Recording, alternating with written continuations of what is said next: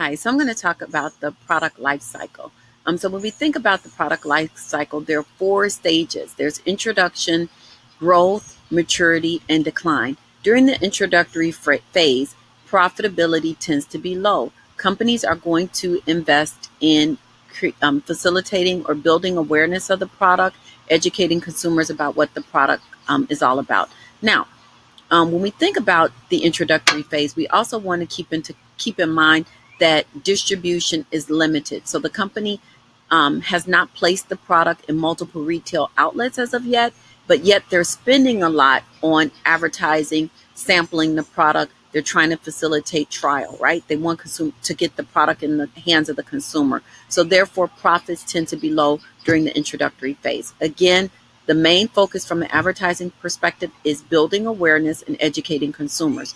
During the growth period, you have more companies or more brands entering the market. So now we have more brands or companies competing for a slice of a shrinking pie. So we know that distribution tends to expand during this point. So the product becomes available in multiple retail outlets, but at the same time, you have more competition. During this period, the focus is going to be on brand differentiation. So companies want to focus on letting consumers know that our brand is best. So they want to facilitate conviction and purchase of their products. So if we think about smartwatches, where do you guys think the smartwatches will fall? Would you say introduction or would you say growth? I might say growth. It would be interesting to ask you guys or to think about where self-driving automobiles are, right? I think that self-driving automobiles are probably during in the introductory phase of the product life cycle, right? So again, introductory period, the focus is on awareness, educating the consumer. Profits are low. During the growth period, profits start to increase, but you have more competition. Companies have to be very strategic in terms of how they position their product, right? And you want to focus on brand differentiation. During the maturity phase, which can take a long time, this is when sales may start to level off, right? Companies have to be very strategic in terms of how to handle the product going forward. During this period of time, when sales start to become more stagnant, um, we know that companies can make critical decisions. They can decide to modify the product. So if we think about some of the gaming consoles, I'm not sure how many of you guys are gamers, but we know with the Xbox and some of the other systems, we see frequent product iterations, right? We know that maybe every year, every other year, there's a new gaming system for the individual brands. That is one strategy that a company can use to lengthen the life of a product, right? So by coming out with new iterations of the product, maybe looking for new users, adding new services. Those are also strategies to lengthen the life of a product. During the decline stage, this is when a company has to make some tough choices.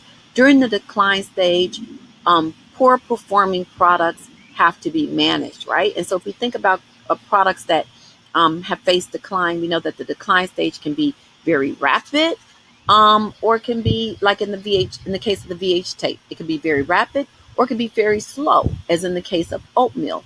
During the decline stage, companies have to decide should they maintain or harvest the products or should they eliminate them overall.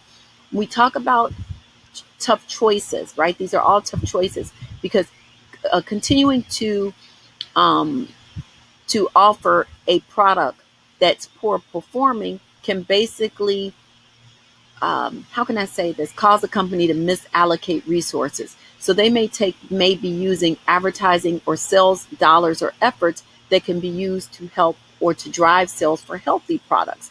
So at this point, a company has to decide, should we walk away from this product, eliminate it from our product line?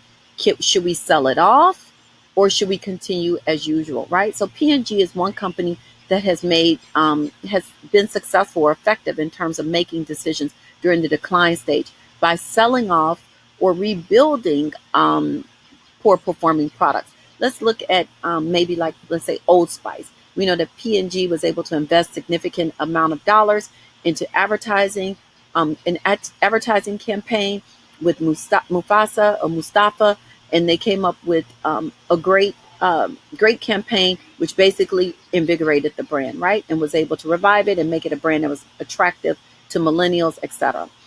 We know that P&G has also sold off poor performing brands like Folgers, Duncan Hines, um, um, Noxzema, etc., and taken those proceeds and use those proceeds, infuse those funds into healthier product lines, right? So 4 stages in the product life cycle: introduction, growth, maturity, and decline. If we look at advertising goals during each of the stages: introduction, education, awareness. During the growth stage, you want to focus on brand differentiation.